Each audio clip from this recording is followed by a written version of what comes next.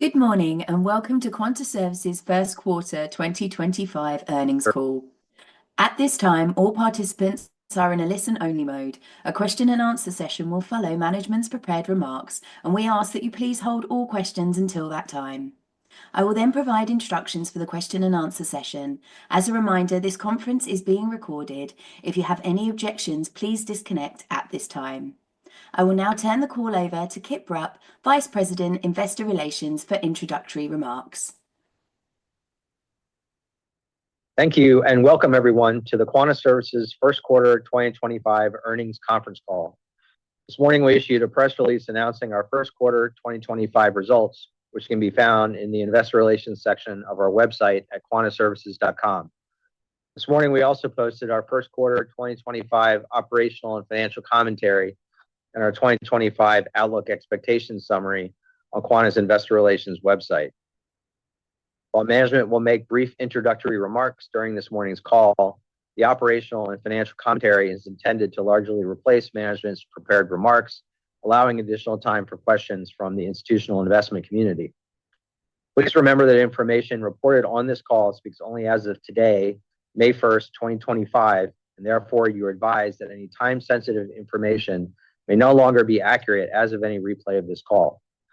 This call will include forward-looking statements and information intended to qualify under the safe harbor from liability established by the Private Securities Litigation Reform Act of 1995, including statements reflecting expectations, intentions, assumptions, or beliefs about future events or financial performance, but that do not solely relate to historical or current facts. You should not place undue reliance on these statements as they involve certain risks, uncertainties, and assumptions that are difficult to predict or beyond Quanta's control, and actual results may differ materially from those expressed or implied. We will also present certain historical and forecasted non-GAAP financial measures. Reconciliations of these financial measures to their most directly comparable GAAP financial measures are included in our earnings release and operational and financial commentary. Please refer to these documents for additional information regarding our forward-looking statements and non-GAAP financial measures.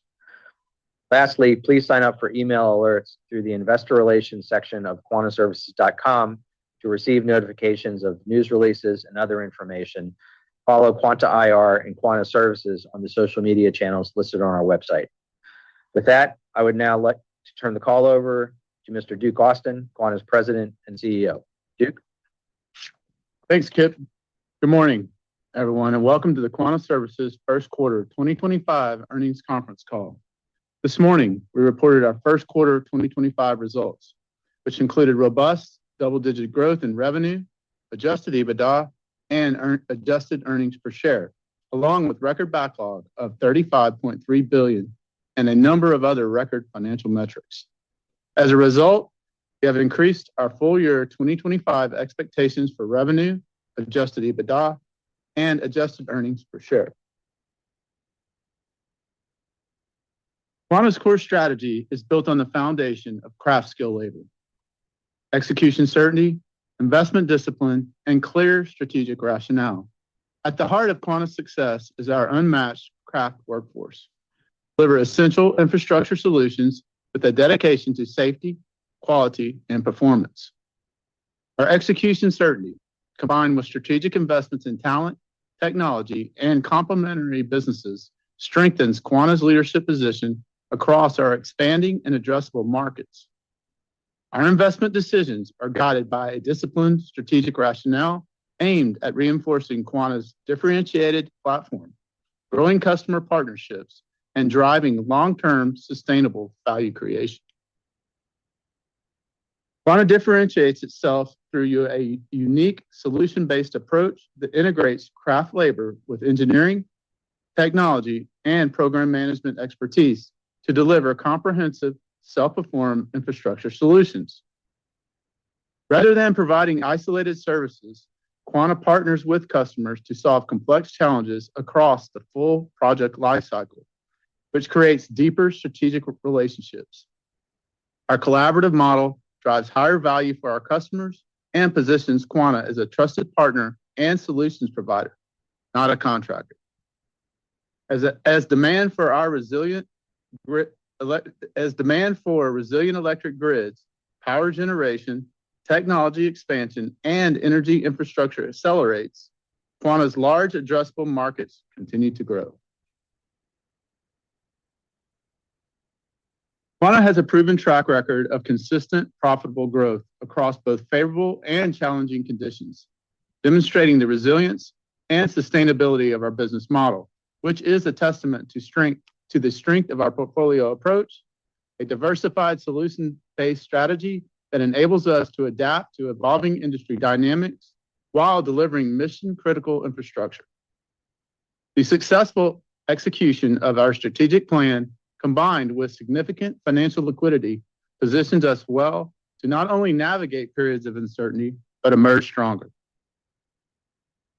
The energy and infrastructure landscape is undergoing a fundamental transformation, and Quanta is positioned at its center. Utilities across the United States are experiencing and forecasting meaningful increases in power demand, which is being driven by the adoption of new technologies and related infrastructure, including data centers and artificial intelligence, policies intended to reinforce domestic manufacturing and supply chain resources, and the need for all forms of energy generation. We believe these drivers are leading to what could become the largest investment in an expansion of high voltage transmission infrastructure in a generation. And that's Quanta's unmatched execution platform and solution-based mindset enable us to capitalize on these expanding opportunities, positioning Quanta for sustained leadership and long-term growth. I will now turn the call over to Jayshree Desai, Quanta CFO, to provide a few remarks about our results and 2025 guidance, and then we will take your questions. Jayshree. Thanks, Duke, and good morning, everyone. This morning, we reported strong first quarter results, including revenues of $6.2 billion, net income attributable to common stock of $144 million, or 96 cents per diluted share, and adjusted diluted earnings per share of $1.78. Adjusted EBITDA was $504 million, or 8.1% of revenues.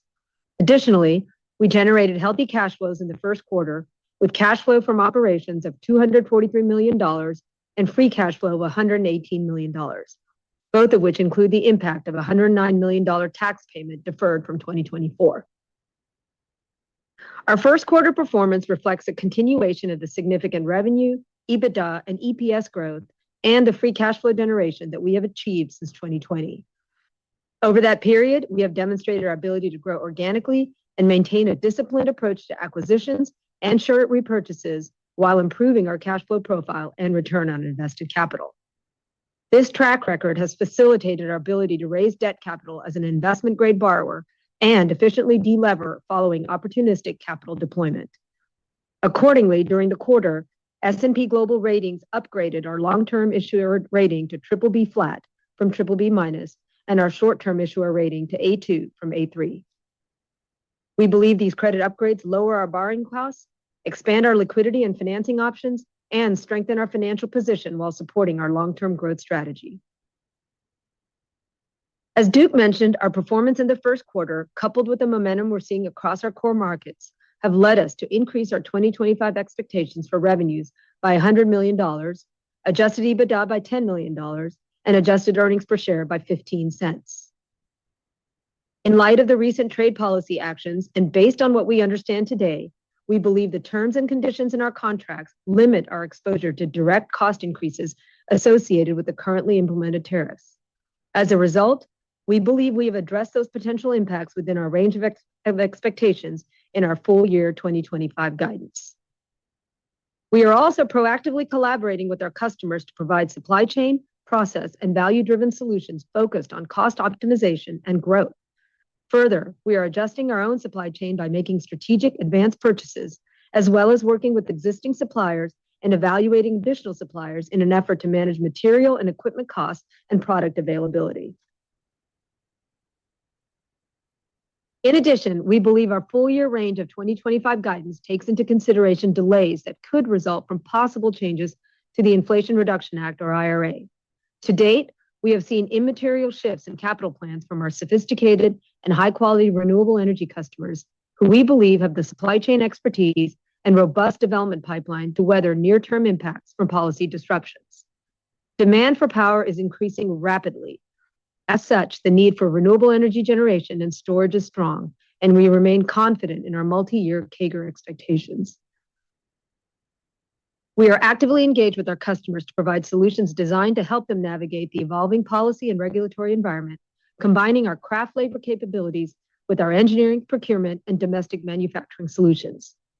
We believe our increased 2025 financial expectations demonstrate the strength of our portfolio approach to the business, our commitment to our long-term strategy, favorable end markets, and our partnership approach with our customers.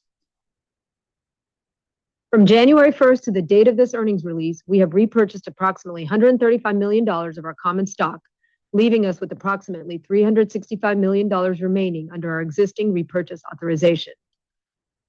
Given our cash flow expectations and the strength of our balance sheet, we expect to remain opportunistic with stock repurchases while continuing to support strategic investments to generate incremental returns for our stockholders.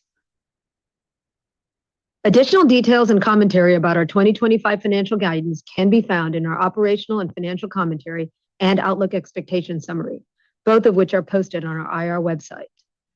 Also, our first quarter 2025 operational financial commentary includes a new supplemental information table that provides estimated revenue growth opportunities across each of our key markets in 2025, along with the factors influencing those opportunities.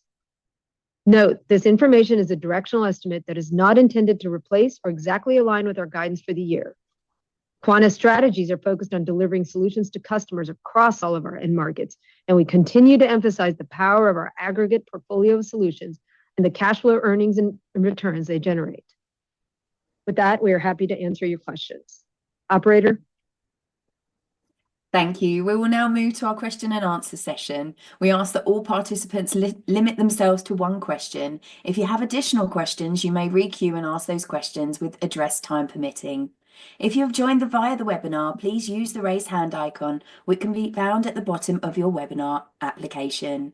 When you are called on, please unmute your line and ask your question. We will now pause a moment to assemble the queue. Your first question comes from Ameet Thakkar from BMO Capital Markets. Please unmute your line and ask your question, Ameet. Good morning. Can you hear me?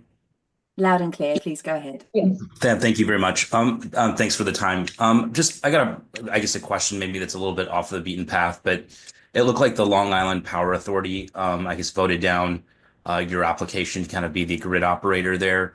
I just was wondering, was any of that kind of baked into your guidance for this year?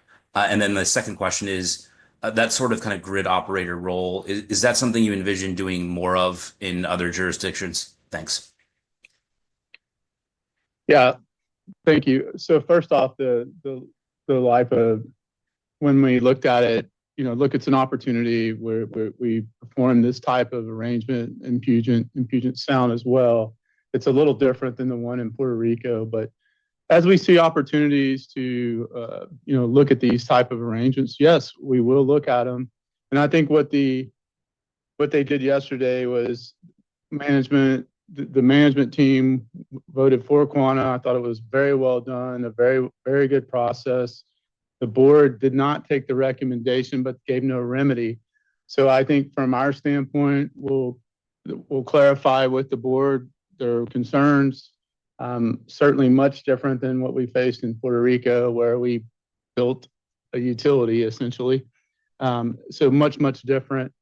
And I think we'll be able to basically give them the feedback that it's necessary. I can understand where they were coming from, if not having not talked to us, and we'll get in front of that and see what happens there. And these opportunities happen. We get asked to do a lot of different things as we differentiate ourselves in the market. So I do think you'll continue to see outliers that you may not hear about every day, but we're not a utility. We understand that.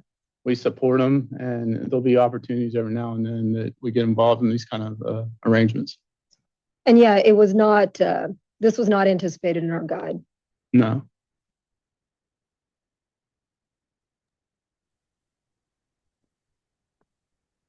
Thank you. Our next question is from Andy Kaplowitz from Citi Research. If you'd like to unmute yourself and ask your question, please, Andy. Hey, good morning, everyone. Hello. Good morning. You mentioned the largest expansion of high voltage transmission, I think you said in a generation. Maybe you could elaborate on that and how you think this cycle plays out. Do you see a bigger slug of transmission projects starting to actually move forward now, as I'm sure you saw recent developments in Texas with a big line being approved? And would you expect to continue to see sequential backlog growth moving forward despite all the macro uncertainty out there? Yes, you need transmission in order to move generation. And so we've said this all along. I think you have to think about it. You hear a lot about the grid only at 60% capacity, things like that. But I go and say, we have a freeway here in Texas. It goes from San Antonio to Houston. It's 24 lanes here in Houston. It's about probably 50% full because you see it in the mornings and the afternoons. If I took 8 lanes out, it would back all the way up to San Antonio. I never get into Houston. So you have to look at it like that the grid needs the stability of transmission going to load sources and going into data centers, things of that nature. We continue to see firm demand and hundreds of gigs, honestly, across the board. And so as we see that, as it firms up, that's transmission behind it. And I don't think off grid is the answer. I think it will be primarily on grid for our utility customers. And this is a big bill. I would relate it back to the 70s when you had major expansion within your transmission system. And that's what we see.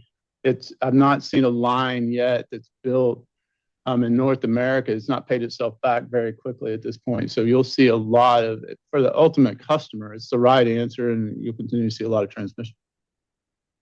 Thanks, Steve.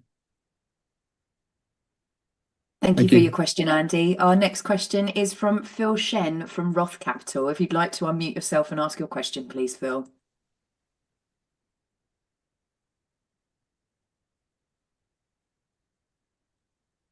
If you're dialed in by phone, Phil, if you would press *9 to raise your hand and *6 to unmute your line.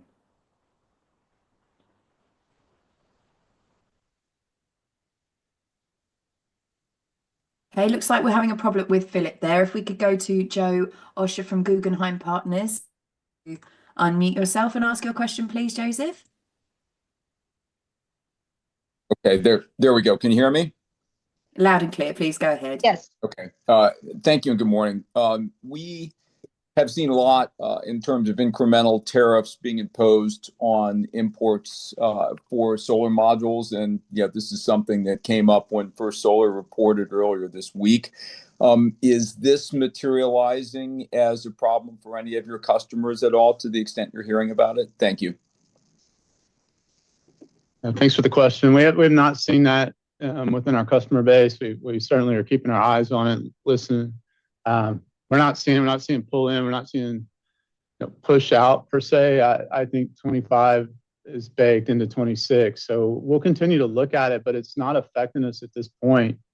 And I would say this too: the company's built to have push outs. It's not the portfolio allows us to have things move along, with service lines and our customer base. So it's not an issue if something pushes here or there. It's never the company. I've not seen. I wish it would perform at 100%, but we're doing really good if we get 80% kind of online and at the times that we think they're going, because you're always going to have pushes and pulls. So the tariffs, if they were to come in and affect us, I do believe the portfolio is such that we could weather much of it. And we see multi-year builds coming at us, and I do think solar is the cheapest form of energy in many ways, and you'll see a lot of solar built and gas and about everything we can build probably. Thank you. Thank you. Thank you. Our next question is from Philip Shen. If you are unmuted, if you could go ahead and ask your question, please. Hi, can you hear me okay? Loud and clear, please go ahead. Yes, no. Okay, great. Hey, sorry about that. Having trouble with the Zoom. So first question is on interconnection work. We recently hosted a webinar with Grid Strategies, and they highlighted that 50 gigawatts of coal plants may not be decommissioned. and this could result in tens of billions of interconnection work proximate to coal plants stranded as the renewable projects planning to access the coal interconnection points could be at risk. What are your thoughts on this potential, and how could this impact your backlog? And then second one, very quick one on the renewables sub-segment, if you will. If you were to think about your total megawatts of construction starts in 2025 now that you expect compared with what you expected for those 2025 construction starts that year in 24, has that changed at all, or has it remained steady? Thanks, guys. Yeah, I'll go backwards. Look, I think it's steady. It's certainly not the pace of growth over last year, but it's steady and climbing. I like where we sit with that business. We're doing very well with battery, solar, even onshore wind. So I like where we're sit. I think the inbounds are good. You know, if you want power quickly, you're going to have to look at renewables for the next 3 years because of the turbine deliveries. But I do think it's always going to be a part of the grid. And we've always said natural gas will be a big piece of it. We've said that for a decade. We're going to catch up a little bit here, and it'll be a part. As far as coal, not a lot of investment in coal over the last, call it 10 years. And it costs a lot of money to run coal plants right now. So there's not been that investment in them. And most thought they were going to retire. So you got to keep them going. That said, yes, I do think we're going to either see some co-locations in areas where they'll build gas on a coal site, and you're going to need transmission, or you're going to continue to see transmission come out of coal facilities to upgrade. But, look, I don't think there's any shortage of projects on the wall. I'll say that. If they all go, then we got a lot of work for the next 2 decades. So, but I think we got it either way. Thank you for your question, Philip. Our next question comes from Jamie Cook from Truist Securities. If you'd like to unmute yourself and ask your question, please.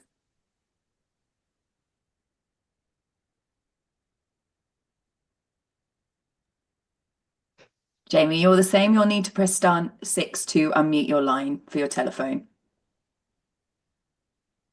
Hi, sorry, can you hear me now? That's great. Fire away. Sorry about that. So nice quarter, and congrats on the transmission upgrade win this morning. I guess just my first question, just as I think about understanding you guys have a targeted margin range for, your electric infrastructure business, or what we're calling it now. But just pushing you as you continue to win, larger projects in the mix towards larger CapEx projects versus maintenance sort of continues.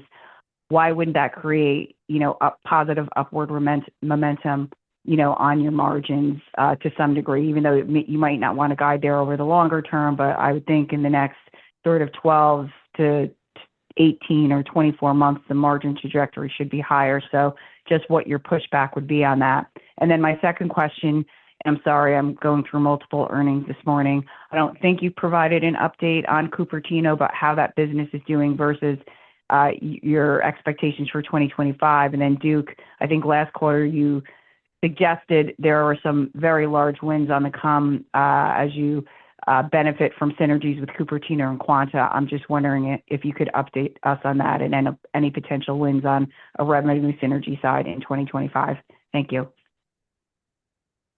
Yeah, thanks, Jamie. I think the target margins, they remain what we've said. If you're adding 4,000 employees, we're pacing even more than that at this point. You're going to have the training cost in there, and so the training costs will keep the margins about where they're at. They could move a bit here or there in the upper ends of what we've said. I know that's a different segment, but you can infer the electric what it used to be and infer some uplift on the segment. But I do think we're executing very well in the field. I'm real proud of kind of first quarter over last year versus this year and what we've been able to do at scale. So the biggest thing is to scale the business, and we're doing that nicely now. You are seeing more material pull through as well at the same margins. Your return on invested capital is going to come through higher. So I think the returns go up as well in this market. But again, I think we want to be a solution provider and provide more services and create more value along the supply chain. So we're going to do that. Cupertino's ahead of schedule. I think you can infer that by backlog and some of the things we're doing there. It's ahead. So, we're really, from our standpoint, great business. I've been around a bunch of acquisitions, and I would tell you it's in the top 5 from my standpoint as far as having a good acquisition that we can lean into and scale. They're there. We're getting synergies all the time. I do think you're going to see big awards out of that because the technology, when we think through it, your total addressable market on technologies, call it $300 billion a year. That's global. So let's just call it 200 in North America. And the utility business is about 250. So it's as big as an addressable market for us, and we're less than probably 5% in backlog in technology. So we're just starting. I see opportunity after opportunity. Can we execute it? Can we go get it? I like our chances. Thank you. Our next question is from Ati Modak from Goldman Sachs. Ati, if you'd like to unmute your line and go ahead and ask your question. Yeah, thank you. Hey, Duke, you spoke about the transmission opportunity broadly earlier, but in the supplemental disclosure, you kind of noted that the larger projects are becoming increasingly visible. Can you talk about that visibility? What stages do you see these at? And then when should we expect these to show up in the backlog? How should we think about revenue and margin impacts from there? I mean, I think you're hearing it. There's 765 builds across the country. You've heard that. Someone just mentioned coal. I hadn't heard that one yet, so that's good. Even more. But I think you have to look at the RTOs of what they're saying, your MISOs, your PJMs, and you can hear in all the auctions that are there, you can hear that as well as the CapEx spends. And I know there's this disclaimer where generation is going to replace transmission. That couldn't be more false. So that's just wrong. I don't know how else to say it. I'm with them every day. I'm on the ground. I hear it. That's wrong. So that's a fallacy. Transmission will be very robust here, and distribution will be fine. It won't grow as fast as transmission, but it's here. And so those are the places I would point to where you can see large transmission getting built. We're in early stages of it. At the very early stages. And I do think you'll continue to see us stack work over the next 5 years. And I'll leave it there. Thank you. Our next question is from Stephen Fisher from UBS. Please go ahead and unmute yourself and ask your question, please, Stephen. Thanks. Good morning. Just wanted to ask you, Duke, in terms of your solution strategy, how would you characterize the white space from here based on kind of what you're hearing from your customers about the solutions that they need? And I guess from an M&A perspective, is 2025, more of a kind of a continued fill in the white space kind of year, or is this sort of a digest what you have at the moment kind of year? Thanks, Steve. I'll go backwards on it. Good question. So when we look at M&A, we can't time it. And as we see great companies that fit the strategic rationale that we're looking for, we'll lean into them. I can't tell you the pace. I can tell you there's a lot of inbounds that we see really nice companies out there, have opportunities all the time to look at them. So as we see them, if they fit the rationale, we'll certainly try to lean into them. I'm not concerned with our balance sheet at this point. We'll always protect it, but I'm not seeing us stress it at this point. So that all things are on the table. You saw us buy $134 million worth of stock back this year as it got disconnected. We said we would. We did. You can expect us to acquire when we see great companies as well. And I forgot the first part of the question. White space around total So I think I tried to, in the paragraph, I tried to explain it. I think if you're isolated on a service line, you're a contractor. If you can put them all together and go perform a service, you're providing a solution. So we're looking in areas where the customer's struggling to ramp, and we're able to do multiple service lines for them, whether it be engineering, whether it be procurement. Each customer has a different set of, needs. And so we're really trying to do more than just be, a service line provider or a contractor. And that's in my way of saying that's a solution, because I'm going to listen to what they have to offer, collaborate with them, get very sticky in their organization, and then trust us to go build it on time, on budget with their own labor. I think us self-performing 85% of the business and that self-perform capability and that certainty that we give a client, bankable, as far as investment grade, we check the boxes, and why wouldn't you want to us to do it all is what I would say. Terrific. Thank you. Thank you. Our next question is from Steve Fleischman from Wolfe Research. Please unmute yourself and ask your question, please, Steve. Okay, can you hear me? Loud Yes, and Steve. clear, please go ahead. Okay, thank you. A little more specific on the transmission question, just the Texas just approved the 765 kV plan. Any sense on when that would actually be business that could be, backlog, and just view of likelihood of you getting a fair share of that? Yeah, Steve, we built a lot of the 765 in the country, the majority of it, over time. And so I do believe it's a core competency of ours to build it. So I always like our chances when we're building 765. We've been in front of this a long time. I'm not surprised by the amount of it. I'm not surprised by the inbound discussions. We're doing some things there that I think are unique with the client. So I think we're in good shape. I would say I'd be surprised if it's not in the third quarter or maybe early fourth quarter, you would start to see us have the opportunities to book work. One other quick question, very simple one, just is the upgrade in guidance midpoint for the year, is that just first quarter beating your expectation? Is there anything you'd specifically point to for raising the midpoint? I mean, we were looking at the whole year and how we see it laying out. I thought we had a nice quarter.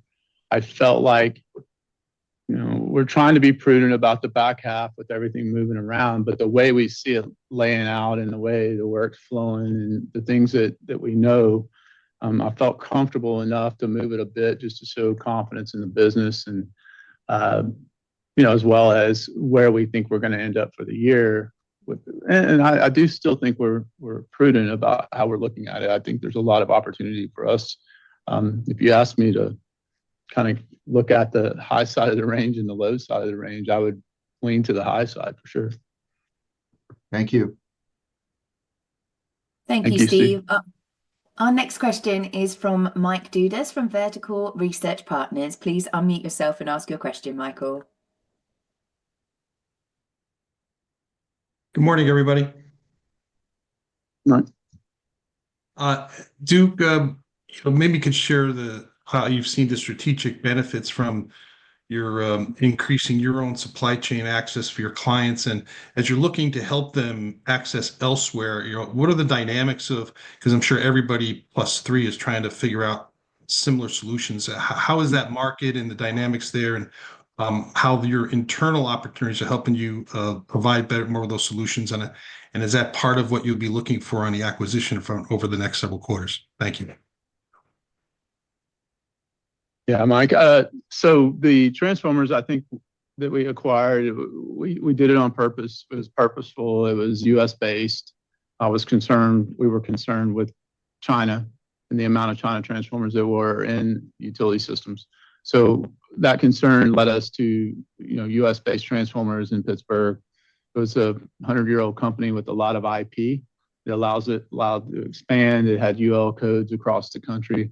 It's not easy to have transformer manufacturing of the class of, call it 138 up to 765. So if we can do that, if we can execute through there, we're not trying to be a manufacturer per se. We want to get the pull through. We want to do the work. So we do have, great, what I would consider relationships with other transformer manufacturers, breaker manufacturers, and we'll keep those as well. But we've learned a lot about our supply chain internally.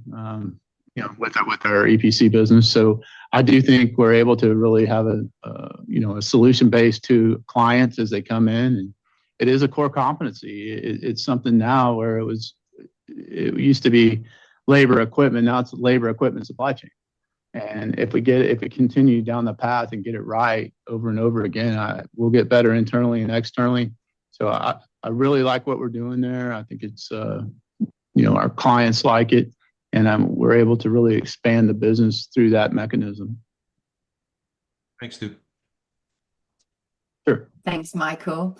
Our next question is from Justin Hawke from Robert W. Byrd. If you'd like to unmute yourself and ask your question, please, Justin.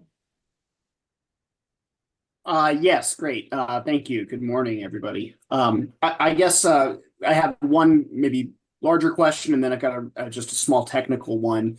But I guess on the large 500 kV line that you announced this morning that's starting in mid-2026, I was just hoping maybe you could give us some perspective on kind of the size or scope of that, particularly as that's coming on or starting kind of as you're ramping down on SunZia. So just trying to understand kind of maybe the relative size between those two.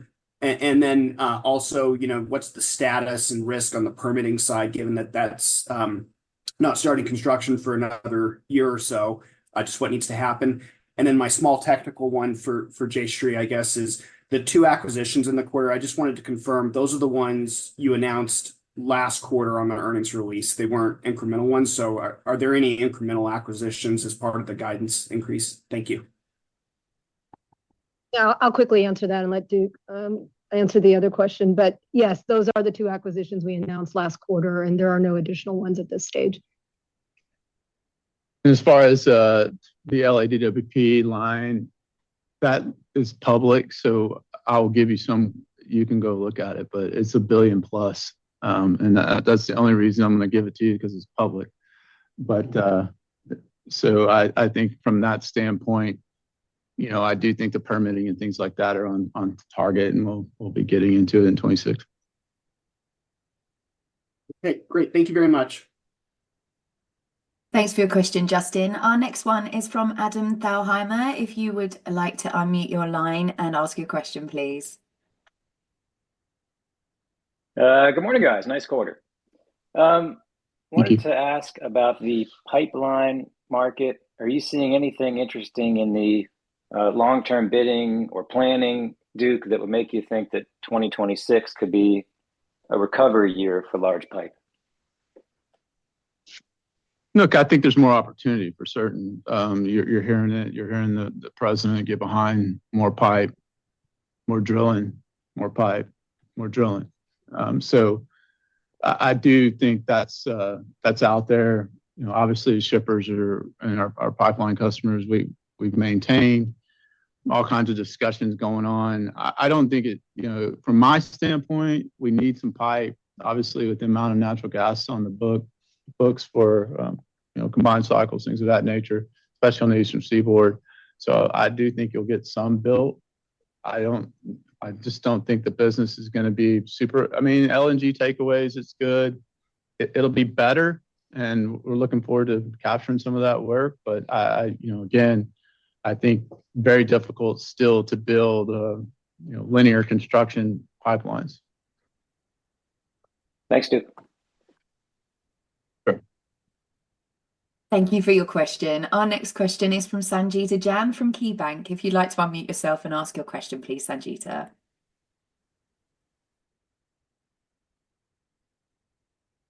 Hi. I'm not sure if you can hear me yet, but we can hear you. Please go ahead.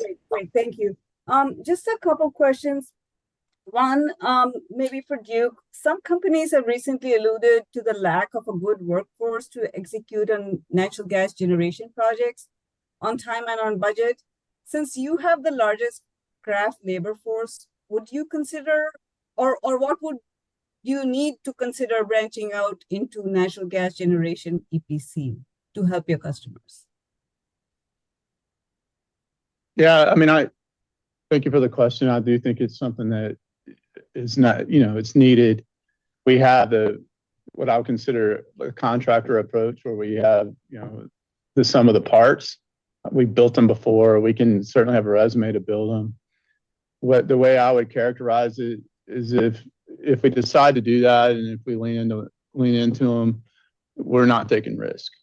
It's too much risk in on the unknowns of the new turbines and things of that nature. We'll just shy away from the risk, and we can grow the business nicely without the risk. That's how I would look at it.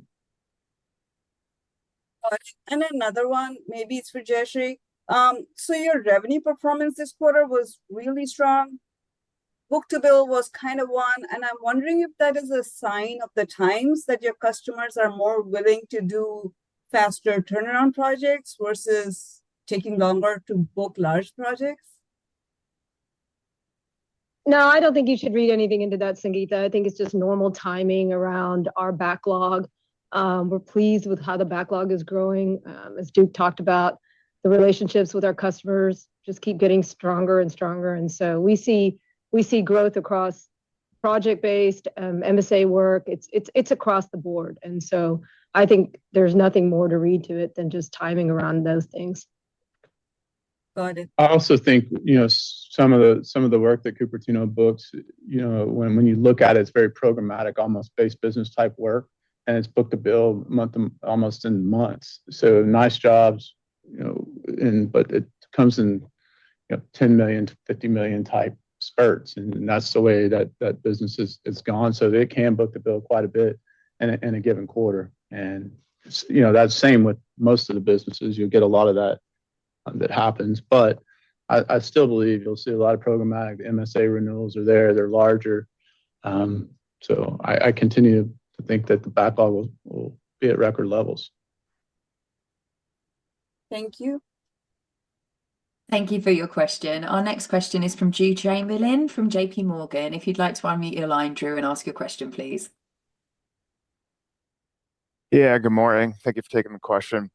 I just want to look a little deeper into what's hitting the backlog on the power generation side, and can you kind of talk through what's coming in between solar, storage, and wind, and then how have conversations with customers maybe changed since the tariffs have been announced, particularly on storage? And appreciate that 2025 probably has some pretty good visibility on what's going to be installed and put in place. But are you worried at all about the tariff impact to 26, 27 projects where equipment's not yet in the States? Yeah, look, I worry about everything, but I would tell you the business is set well past 26. And so I'm worried about 27, 28, 29. And I think what we see is a good visibility in supply and demand. And that supply side is not going to match demand without renewables. It's not going to get close. And you need the renewables to match the demand. You need them. And I just, under any scenario, you can't see yourself not building solar and scale and utility scale solar for a long period of time here. It makes so much sense. Batteries are shaving peak. I looked at some load growth and some graphs in Texas of how it's shaving peak quite a bit in Texas. So it's making a lot of sense, and you can see it showing up. And so from a flexibility standpoint to the grid, if you can back it with natural gas, and you can have a line with natural gas, solar, wind, even, and battery on it, it's the lowest cost of energy to the consumer. And that's what you'll hear a lot about addressable spend. You can say, hey, we're going to put coal on, but no one looks at the cost. Or we're going to put nuke on, but the cost is going to be a factor here at some point. And so we got to look at the most economical ways to fill the lineup. And I think if you have a blended resource like we've had for the last 5 decades, as long as you look at it, all forms of energy, you'll be in good shape. But when you ask us what we're booking all of it. Repowers, and the wind side, some wind work. It's probably off a bit, but our solar is more robust, and our batteries is even more robust than our solar. So I like where we sit in the business. Thank you. Thank you, Drew. Our next question comes from Brian Brophy from Stifel Nicolaus. If you'd like to unmute your line and ask your question, please, Brian. Thanks. Good morning. Can you hear me? Good morning. We can. Please Yes. go ahead. Thank you. Under the new kind of key market disclosure, there's a technology and load center bucket there. Can you help us understand what is all in there? Is that primarily Cupertino? And what's driving that particularly strong growth rate this year? Thanks. Yeah, that is a lot of the work that Cupertino is doing. It's around, but it's also some of the work we at Legacy Quanta around our inside electric work and data centers, semiconductors, chip plants. It's all of that will be captured in that bucket. Yeah, I think that's the kind of when we talked about TAM earlier, we were saying it was, kind of 300 billion, which I think is a remarkable number that technology on infrastructure is going to spend $300 billion this year and probably more next. So in saying that, that's that bucket. Thanks. I'll pass it on. Thank you. Our next question is from Laura Mayer from B. Riley. If you'd like to unmute your line and ask your question, please, Laura. Hi, can you hear me okay? We can. Please go ahead. Okay, thanks for taking the question. Two questions. My first one is just with the growth of data centers, which stages of data center build are you seeing the most activity in? And then a second one would just be, could you provide any color on the underground business and particularly how it relates to potential tailwinds ramping up with the new administration and the pull away from renewables? Yeah, so I would say on the last part of the question, I missed the first, maybe Jayshree heard it, but on the underground side of the business, there's opportunities in large diameter pipe. You're hearing the administration get behind that. I do think natural gas is coming back in certain places where we are building natural gas. We never really stopped, but I do think you can plan a bit better that natural gas will for a long period of time. That'll be a source of energy, and our LDC business is nice. We'll continue to give people options. It's not going to be all electric. They'll have natural gas options. So I do see that as continuing to be a nice piece of the business. Canada year over year is off on the big pipe, so it's down. I do see Canada coming back in this market. I mean, given the fact that the tariffs have woke Canada up, that we do need infrastructure in Canada. They do need to build energy sources, and I think you'll see a more robust Canada over the next few years. That business will come back. So, like what I see up there as well. Yeah, I mean it's certainly incrementally better than it was. Our industrial business performed probably at record levels in the first quarter, very close to it. And it's a nice quarter. So I like the quarter. From that standpoint, there's growth there. We like it. We'll continue to invest in it. And the first part, I'm sorry, I missed it. I think the first part is around data center growth, if I heard that right. Where it's at, the data center growth? Is that the question? Stages are you seeing the most activity in with data center builds? Oh yeah, I mean it's broad based. I would say anywhere you can find a line that has 300 megawatts is they want a data center. So Ohio, Indiana, Virginia, all the way through Arizona, I mean, even California, if you look at it, if you go off grid, I was out in the West, and if you're off grid, it's extremely expensive. So California has a lot of areas where you could put data centers. It's not near as expensive in California than off grid. So it makes sense to build in California even. So we're seeing a lot of it to the West. But there's not a place that I know of that we provide services to that doesn't have data center builds planned and paid for that matter. Thanks. Thank you, Laura. There are no more questions at this time. I'd now like to turn the call back over to management for any closing remarks. Yeah, thank you. I want to thank our 61,000 plus employees. They're the very best in the world. We couldn't do this without them. They make our lives easy and make our jobs easy. And I want to thank everyone participating on the conference call. We appreciate your questions and your ongoing interest in Quanta Services. Thank you. This concludes our call.